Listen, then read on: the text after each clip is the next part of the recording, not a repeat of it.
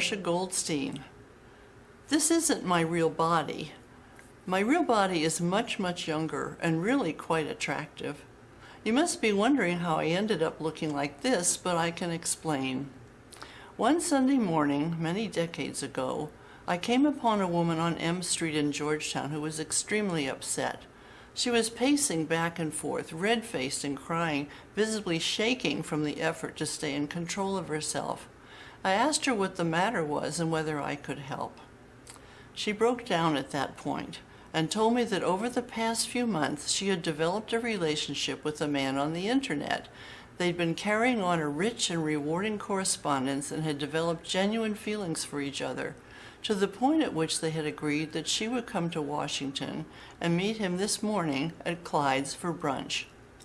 In those early stages of the internet, there was no video or Zoom, and she had led him to believe that she was considerably younger and more attractive than she really was. She was in agony over her dilemma: meet him and risk his rejection and contempt, both for her appearance and her deceitfulness, or stand him up and run away from the situation. I tried to calm her as best I could and hit upon the following plan. I would loan her my body for a few days. If they were as compatible as she thought they were, love would quickly blossom. As we've all learned, good looks are useful only in the initial stage of attraction. Once love descends, we are really and truly blind, just as the saying goes, and the features of the loved one appear to us in a haze of adoration. In love, we no longer discern features, just the cloud, the aura, the enveloping magnificence of the presence of the loved one. I assured her that once he came to love her, her friend would place little importance on her appearance, and she could then explain everything to him and trade back with me. Our plan started out well. We made the trade.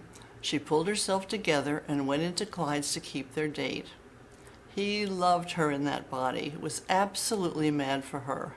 He was smitten at the moment of their meeting and was prepared to make any sacrifice for her, give up his job, move across the country, whatever it took.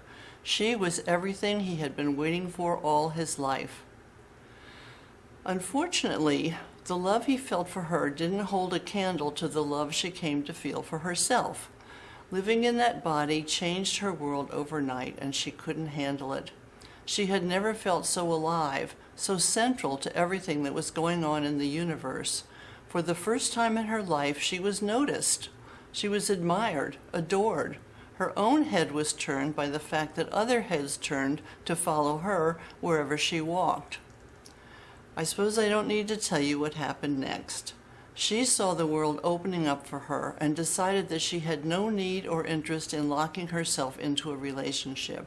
In short, she kept the body and dumped the guy. She broke free from all limits previously imposed upon her, not only by society, but by her own low self-image. And she began to aspire to things she would never have contemplated before. She flew the coop. I never got my body back, but I found that I was quite comfortable in her body. Some of the parts were starting to wear, but that inconvenience was more than offset by the ease with which I could now make my way in the world. In the body of an ordinary 60-year-old woman, I had received a wonderful gift: privacy. I was free from the leering looks and unwelcome advances of men. I no longer overheard catty, jealous remarks by other women. In this body, I was cloaked in invisibility. Invisibility used to be a gift that was granted only to comic book characters. I found that people generally took no notice of me unless I did something to command their attention. I was now free to observe and move through the world unobtrusively. An older woman attracts so little notice that I would probably have made a great spy, if not for the fact that I would confess everything if threatened with torture. As the years roll on, I continue to enjoy the freedom of my situation. Just as the stealth bomber flies free from detection by radar, my true nature is not readily detected by the interpersonal antenna of others. When I choose to reveal that inside this aged body there's a being with wit and intelligence, I get a kick out of the signs of mental double-take on the faces of bystanders. They're as much surprised at perceiving a lively personality in this body as they would be if the wall spoke. As for the woman who has my original body, I bear her no ill will. She turned out to be quite gifted and has done so much more with my body than I ever would have. I see my body from time to time, but only on a TV or movie screen.